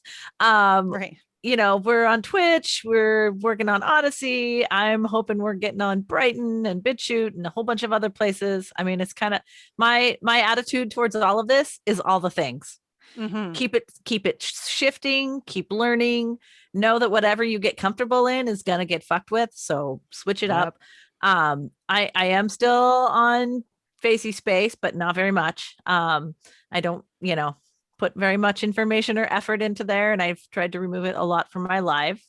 And that was after managing hundreds of pages. So I also AK Amber on Twitter, but I'm not there very much either. I'm really trying to limit my social media. I do have Mastodon, Minds, MeWe. I probably, I kind of, again, all the things, but I'm not putting a ton of energy or effort into all of them. But you can find us on Rockfin primarily, and many of the other streams. Look for ROARMedia. I have my show every other Friday, Brave New Future. I go on the dive with these lovely people, and they'll tell you the rest about what they like to focus on. Cool. Shonda? So you can reach me. Well, I'm the Accidental Activist every other Friday. Amber does a Brave New Future one Friday, and the following week I do the Accidental Activist. And then, of course, we have Beauty and the Boomer every Saturday night, which is a variety show that makes you think, but also makes you laugh, because we're trying to bring the truth with a little bit of entertainment. And then, of course, the Daily Dive, which is our dive bar where we just sit and talk shit, talk about whatever we want. It's a dive bar. And hearing it here first, I'm in production with Pasta Jardula for a new show called To Hell and Back, which we're going to focus on addiction in the United States and how it touches every part of our lives, from our wars to our healthcare to everything. So that's going to roll out here in the next few weeks. I'm super excited about that. And I love working with Amber and Oz. They're so amazing. And then, of course, meeting up with all of you guys across the country has just been so inspiring and sometimes intimidating. But I love it. So please join us over on ROARMedia. And Oz. Yeah, I'll just give you my Twitter, Land of Oz, ROARMedia, Healthcare for All, Medicare for All, ! At the Land of Oz, #2. And I just like to be the engineer that runs around and does all this stuff. So I try and keep my face off the camera as much as possible, because I've got some wonderful women and people that I work with, other people across the spectrum of social media. So it's been great. Thank you all so much. This has been wonderful. Had a Great good time. conversation. Thank you for Yeah. coming on. Thank you for doing thank what you you're guys doing. all. Yeah, thank you guys for coming on. Thank you guys for doing all the stuff that you're doing. Thanks for coming to DC to stand up for Julian Assange. Of course, I appreciate that. And we'd love to have you back on anytime you guys want to come back on and just shoot the shit. We would love to have you back. So our guest Awesome. today has been the crew from ROARMedia. You guys make sure you check out their work, follow them on Twitter, all that good stuff, and we will catch you next time.